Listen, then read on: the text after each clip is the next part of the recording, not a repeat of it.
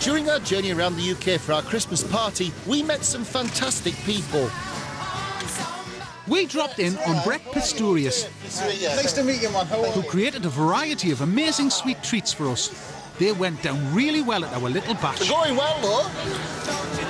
Cheers. So we've asked Brett to demonstrate just how he creates some of his favourite party recipes, starting with his amazing chocolate fondant.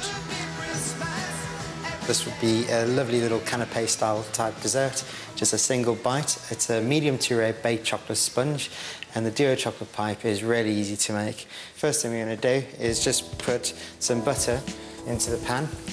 It's just 250 grams of butter. No need to chop it up, we're just going to melt it down. Whilst the butter's melting, I'm just going to grab my chocolate. It's a 53% chocolate. You don't want to go above 55%. The higher your cocoa solids will go, it will just mean that your fondant won't be as gooey on the inside. So what we want is a nice liquid center. So a good 50–55% cocoa solid will be ideal for this recipe. The unsalted butter and the chocolate just goes together into your pan. And you're just going to emulsify that, melt it down basically. You can just use the residual heat of the butter to melt down your chocolate. I'm just going to take my caster sugar and my flour. There's a few lumps in flour. It's always good to sieve it because it's like you never know how long it has been sat on a supermarket shelf. Get it all nicely sieved just to get all the bits out. Empty your sugar and your flour into a bowl. 210 grams of unbeaten egg whites, just like that. No whisking.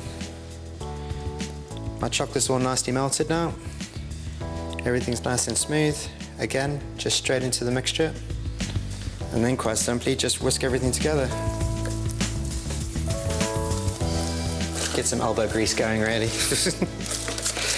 I wouldn't recommend using a mixer for this part because you'll put air into it. You don't want it to rise.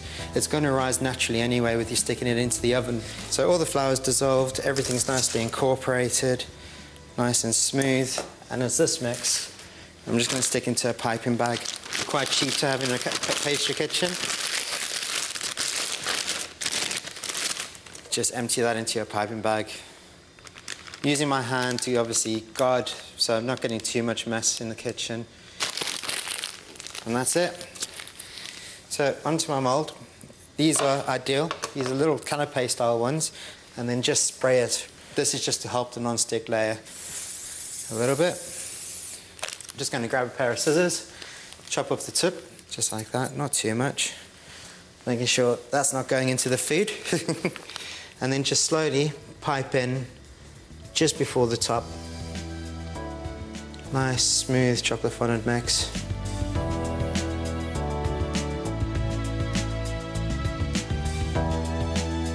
And then that's ready to go into the oven.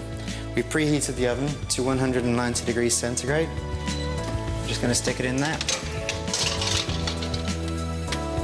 for about 6 minutes at the most. And whilst that's busy baking, I can carry on with the chantilly cream. I've got 500 ml of double cream. Into the double cream, I'm going to add 85 grams of caster sugar. I'm going to whisk it. If you use a machine, it'll be done in half the time, maybe even less. So this is like a yogurt stage consistency, or ribbon stage. As long as it's keeping the figure 8 pattern on top of your cream, that's exactly what we're after. Just going to grab a knife. So what we're going to do now is add some vanilla. I'm using fresh vanilla for this. It's a lovely, fresh sort of pastry chef perfume, basically. We use it in loads of different recipes, and it's worth every penny. So just basically take your knife, hold on the end, which has got the crooked side on, and then just flatten with the back of your knife, put it into my whisk. Into the vanilla creme chantilly, I'm just going to add a bit of mascarpone cream cheese. Add that quickly. If I was to obviously just add the chantilly cream on top of the hot chocolate fondant, it would just melt, whereas this would just slowly steady off the temperature from melting completely instantly. So just whisk that in nice and smooth. Ideal. I'm going to split the mix into two. Splitting the mix into two basically will allow me to add some cocoa powder so we get a two-tone effect. So just do it by eye if you can. I'm just going to add a bit of cocoa powder, so about 30 grams to that mixture would be ideal.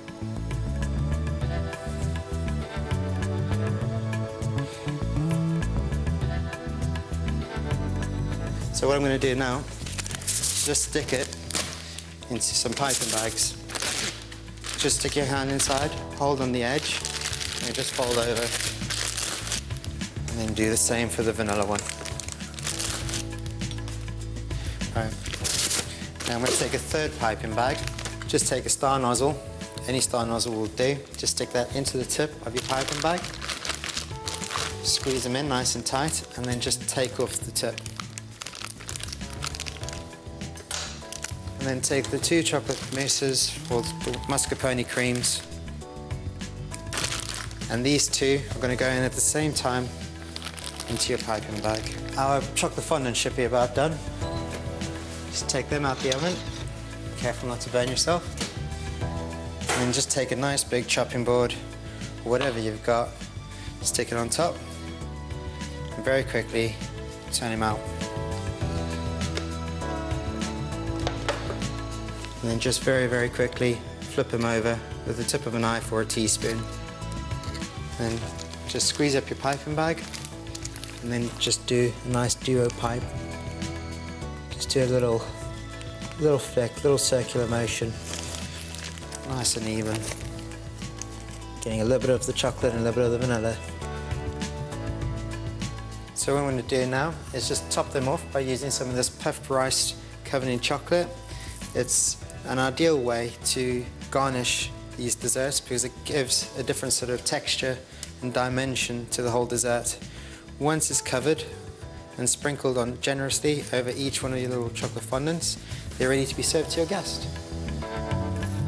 Brett's beautiful little chocolate fondants can be served warm or cold. They're brilliant either way.